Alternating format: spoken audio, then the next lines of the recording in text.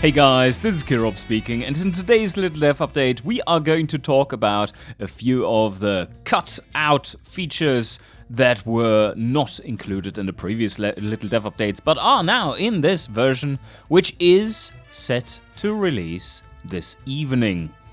Yes indeed. You were wondering, when is it coming out? And I told you, it is going to come out before Christmas. And here we are! But please, listen closely now. This is not an opt-in beta version, it is an opt-in alpha version, because there are still some features that are missing from it. As such, it can't be called a beta. So expect it to be a little bit on the rough side for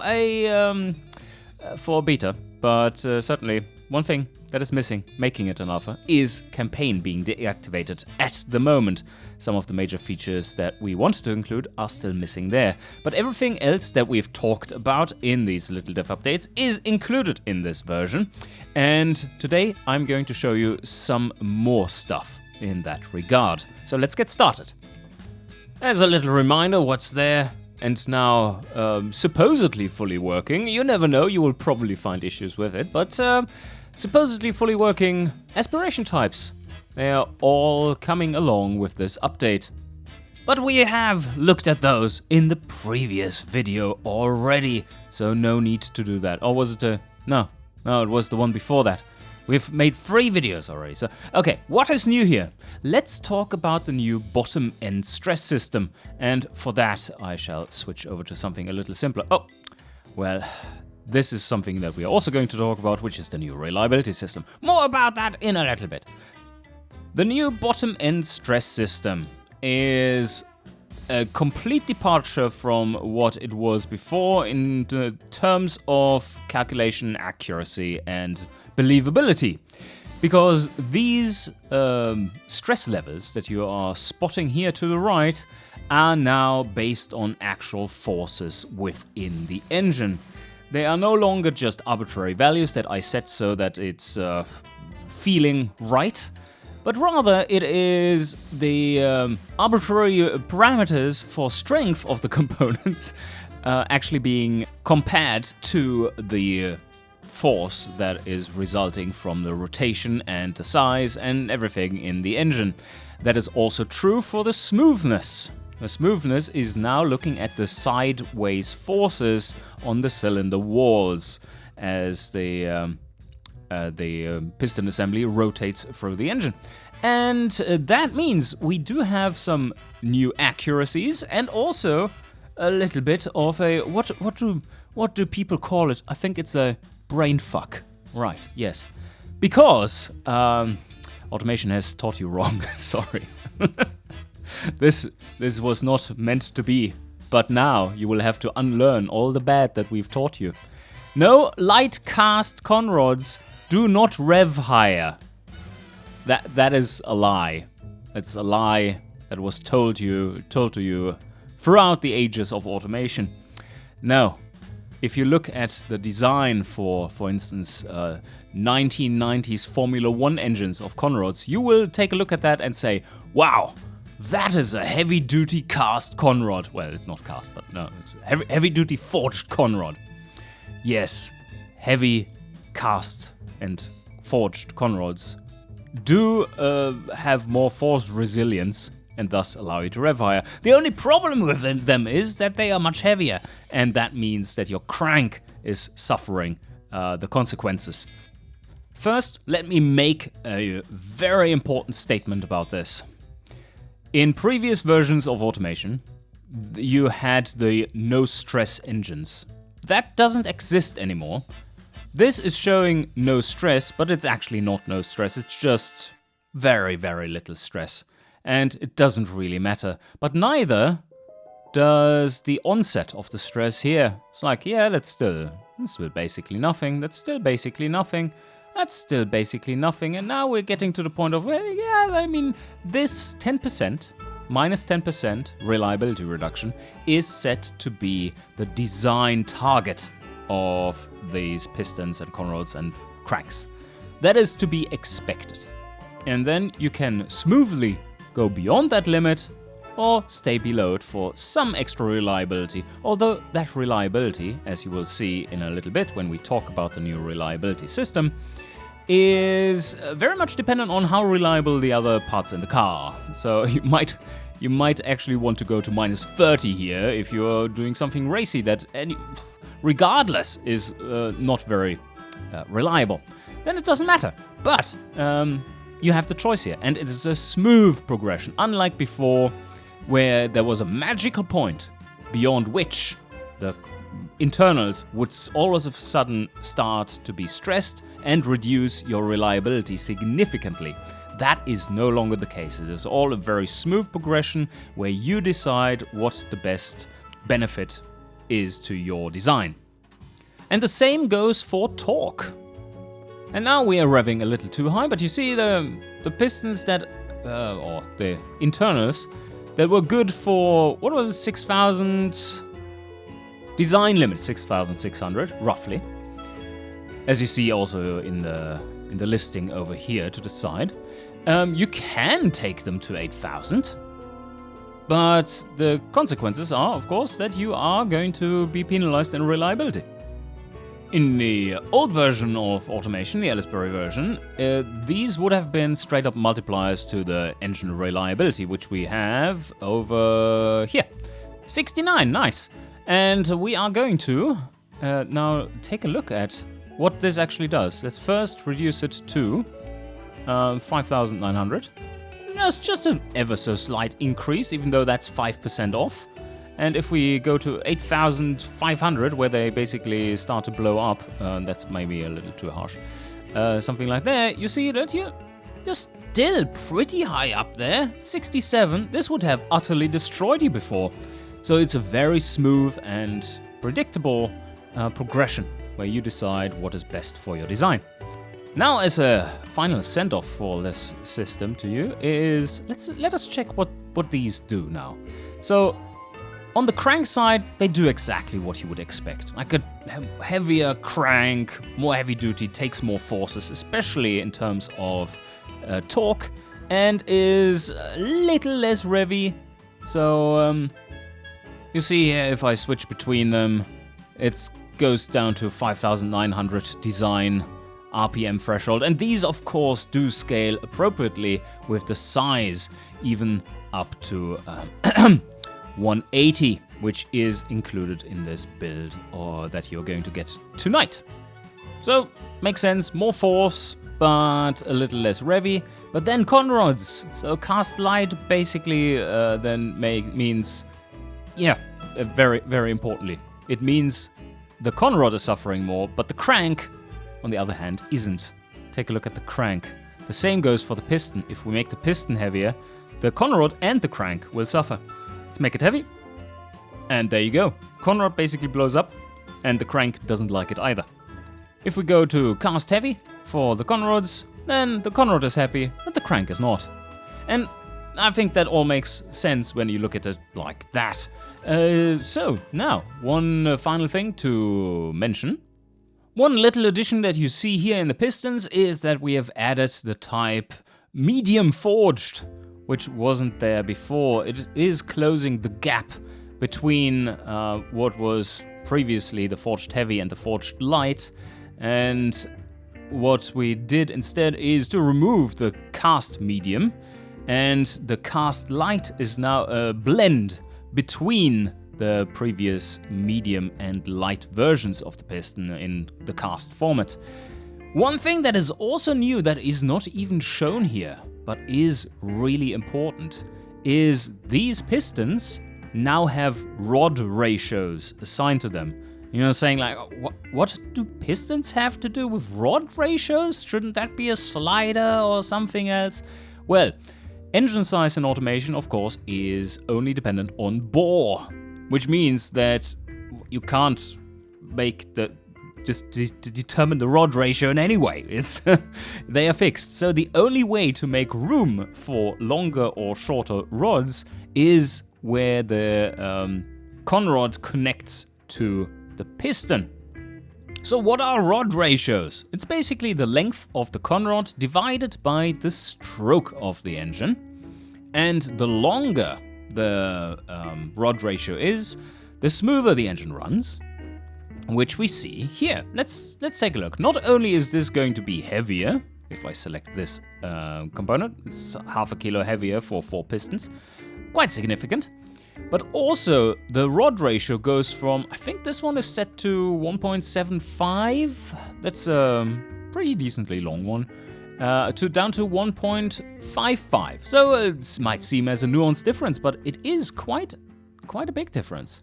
Look at that smoothness differential. It is massive. Because what is happening is this extra weight here is also influencing the sidewall forces, or the forces that are acting on the sidewalls of the engine. And with that, the smoothness, of course, is vibrations, which are caused by those exact forces. And then those are amplified by heavier internals, and also by the rod ratio. The shorter the rod ratio, the more steep is the angle towards the sidewall, and that means higher force transmission towards the sidewalls. And that's, of course, not great for smoothness. The lighter pistons, like light forged, that has a rod ratio of 2.0, they have very high rod ratios, and the cast, the heavy stuff, does have short rod ratios, because they are chunky boys. All those little hidden features in automation, isn't it beautiful? Anyway, let's now take this and go on to a big new feature that is kind of in the background of everything. It's the reliability. Let's have a look at this map. What is this telling you?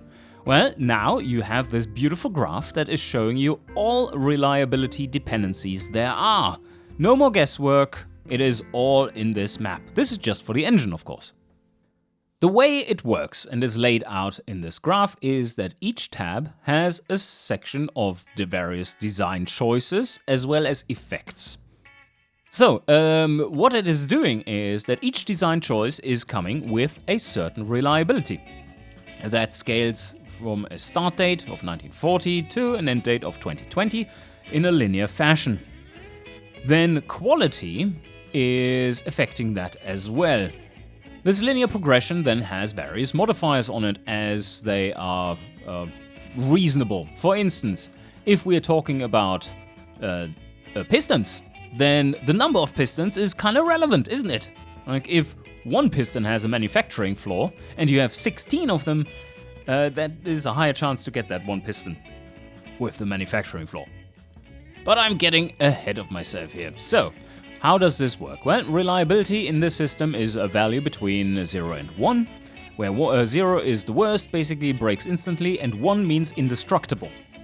Each design choice does have a linear interpolated value between a start date and an end date, which goes from, let's say, 0.7 to 0.9, where 0.9 is like way more reliable than is the 0.7, because what you need to understand about the scale is that if 1 is infinite, like doesn't break, then the values close to 1 are also very reliable. 0.99, 99% reliable, is twice as reliable as 0.98. Each design component that has a reliability is listed here, for instance here block material, valve train, head material, and then there are various effects that are not direct choices but indirect ones, or a combination of various choices. This system also allows us to give you a very coarse estimation of the mean time to failure. Of course, that is just pulled out of our behinds, but it does remove a little bit of the abstraction of the whole system. The way then it works is that each tab has a combined reliability figure, which you see over there. And of course, that can be influenced heavily by quality. As you see there, it gets very nice and green, or not so much right there. This is done for every tab and all the design components, and you see them listed there. Naturally aspirated counts as 100% because that is the default. And then aspiration options that go on top do have 2 slots. One for stage 1, one for stage 2. And the rest is pretty standard again. And this is getting you various values, and you see they have very much different heights, right? You've noticed this. This is looking a little weird, but there is some rules to this madness, and those rules are simply how much weight is put on, not actual physical weight, but statistical weight, is put on various components. For instance, the fuel system is massively important for an engine. When it is sucking in terms of reliability, that is not going to bode well for the engine reliability as a whole. As such, it has a big tile. The area of the tiles is equivalent to how important they are to the overall calculation. Ha! Look at that! Something that is intuitive in automation? How come? The pigs learned to fly after all. Anyway, that is working exactly as you would intuitively gather from this table. And the split within is such that you see which is most important in the tab itself. For instance, on the exhaust tab, like, there are many little pieces that are all kind of important, but nothing is really sticking out. Probably the catalytic converter the most here, but not like in the fuel system, where it's just like the fuel system. What is done with the individual tab results then is that they are, with a magic formula, combined into a final figure, weighted by the total tab weight, that is, like the height of these sections. That gives us a total reliability for the engine, which can also be expressed in kilometers or miles or whatever. And that can serve as a bit of a guideline to understanding reliability, but it shouldn't be taken as absolute gold standard calculation in terms of how reliable a thing is. Because like how much are you going to drive the car and so on. That is not factored in whatsoever. Let's take a look at the car side of this, and you will see that that is basically the same thing, but with more tabs, and we get, oh, it's also 68. 68. That was nice and close. What is then done with the total car reliability without engine is that it is calculated together with the total engine reliability and makes you a new value that is the combined effect of these two, and in this case 56.3. The calculation is very simple. You square this value, or not, you don't really, no. It's 100 minus this value, and then square it, and 100 minus the engine value, and square that, and then you square root the whole thing after you've added those two values. And that gives you the actual remainder, and then you take 100 minus that, and you have your reliability, which is 56. No, was it 56? Where was it? Yeah, 56.3. So, of course, if you combine something that breaks in 100, on average, in 100,000 kilometers with something else that also breaks in 100,000 kilometers on average, the average is 100,000 kilometers for something breaking, but for anything breaking, it is no longer 100,000 kilometers. It is less than that. Okay, I think that is covering the new system pretty well.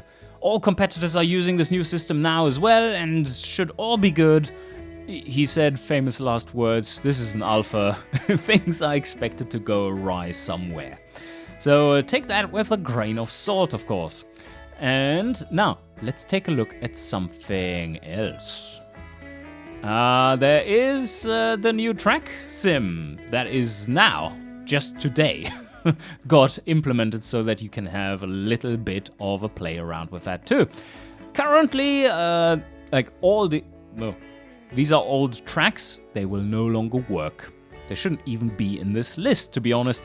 We do have this new Nanilla track, beautifully made, and let's get going. And here we go!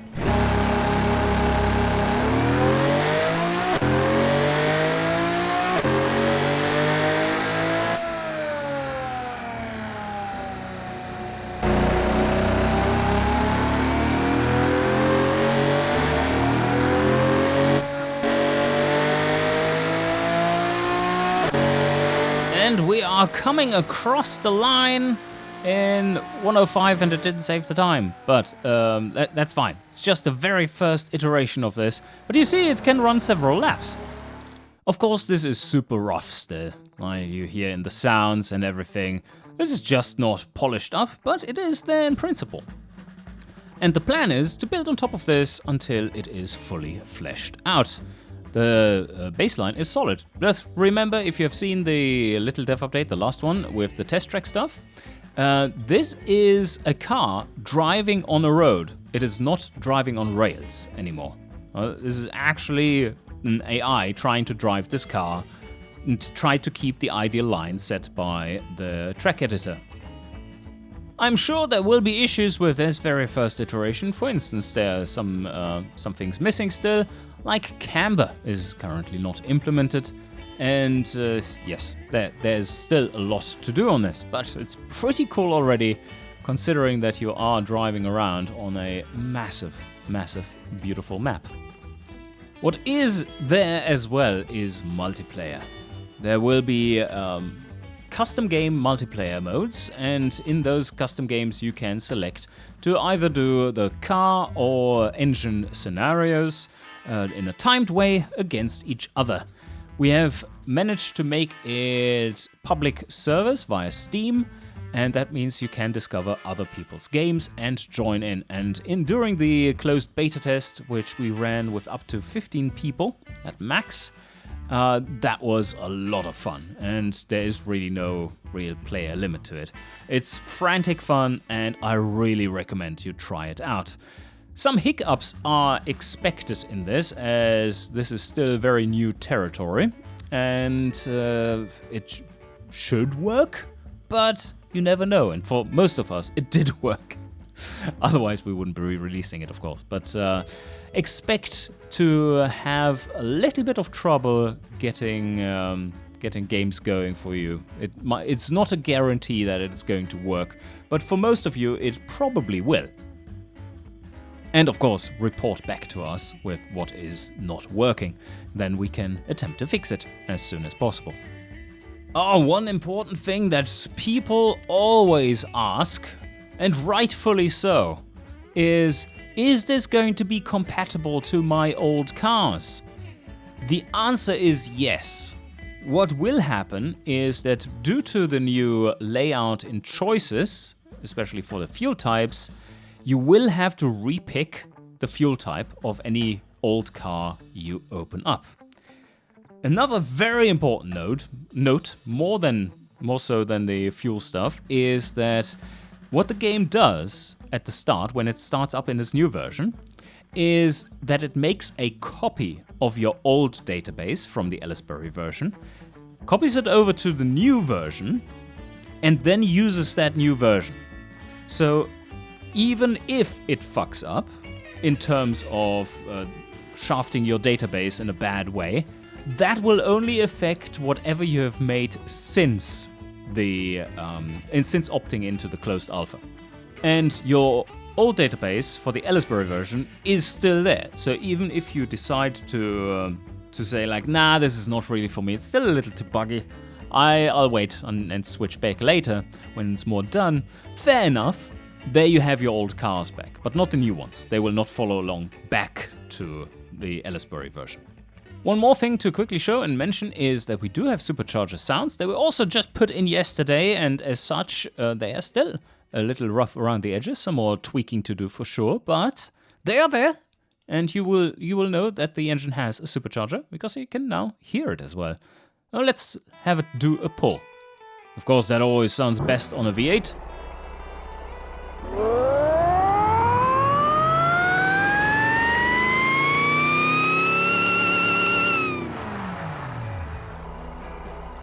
The loudness balance sure needs to be improved upon, but alas, this allows us to do some testing on it. Anyway, I think that is all for this little dev update. Like I said, tonight we are going to release the update. It is an opt-in alpha version of the Al-Rilma update, and then when we come back to office in early January, we are going to jump on the potentially hundreds of bug reports and quickly work through those and provide you with more updates. Also, is quite likely to be an update later this week with the first any major bugs that you've been running into, as well as little bits of polish here and there. Alright, I hope you enjoyed, and I shall see you guys next time.